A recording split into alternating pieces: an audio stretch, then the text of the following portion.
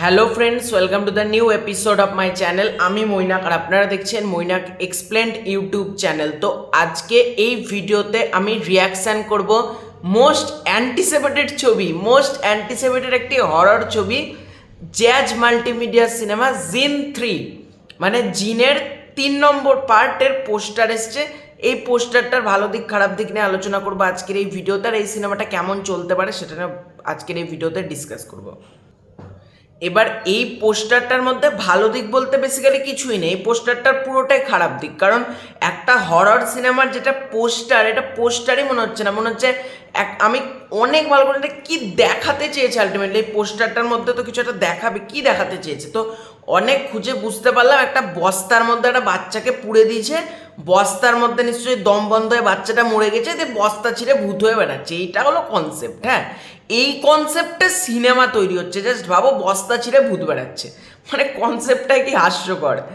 আর jazz multimedia জিন 1, তারপর মোনা জিন 2, জিন 3, মানে জ্যাজ মাল্টিমিডিয়ার কর্ণধার আব্দুল আজিজ সে বলেইছিল যে প্রতি বছর আমরা একটা করে জিনের সিকুয়েল বার করব, প্রতি ঈদে বেসিক্যালি একটা করে জিনের পার্ট আসবে। এবার ঈদে এত ছবি রয়েছে, বরবাদ রয়েছে, দাগি রয়েছে, জঙ্গলি রয়েছে, তার মধ্যে এই ছবিটাও রিলিজ করছে। এবার এই ছবিটা রিলিজ করছে, এটা নিয়ে আমার প্রবলেম নেই, এই ছবিটা জ্যাজ মাল্টিমিডিয়া রিলিজ করতেই পারে, কিন্তু একটা পোস্টারটার মধ্যে কোনো এফোর্ট নেই, মানে যেমন তেমন করে বানিয়ে দিলাম। আমার কনসেপ্টটাই এতটা, মানে এটা যদি 2015-16 সালে তৈরি হতো তাও মানতাম, 2025 সালে দাঁড়িয়ে এসে এই পোস্টারটা কিন্তু হরর ফিল্মে ডিজার্ভ করে না। যেখানে মানে তোমরা যদি বাংলাতেই দেখো বেশ ভালো ভালো হরর কাজ কিন্তু হয়, কিন্তু তার পোস্টার ডিজাইন কিন্তু এরকম হয় না। তো আমি জানি না মেকার্সরা কেন এরকম একটা বাজে পোস্টার ডিজাইন করে সেটাকে আপলোড করেছে।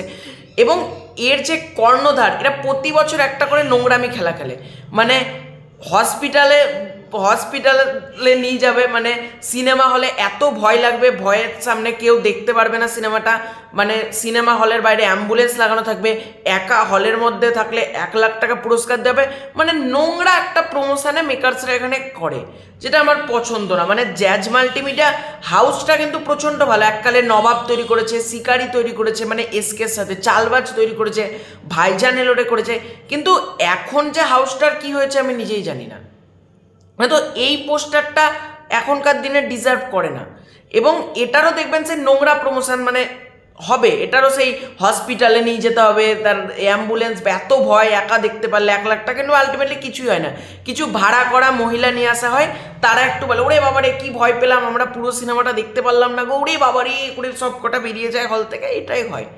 যেখানে আমরা মেগাস্টার শাকিব খানের বরবাদ নিয়ে আলোচনা করছি, সেখানে এই সিনেমাটাকেও ঈদে আসতে হচ্ছে, এবং মাল্টিপ্লেক্সে প্রচুর অডিয়েন্স আছে কিন্তু এই সিনেমাটা দেখতে যাবে।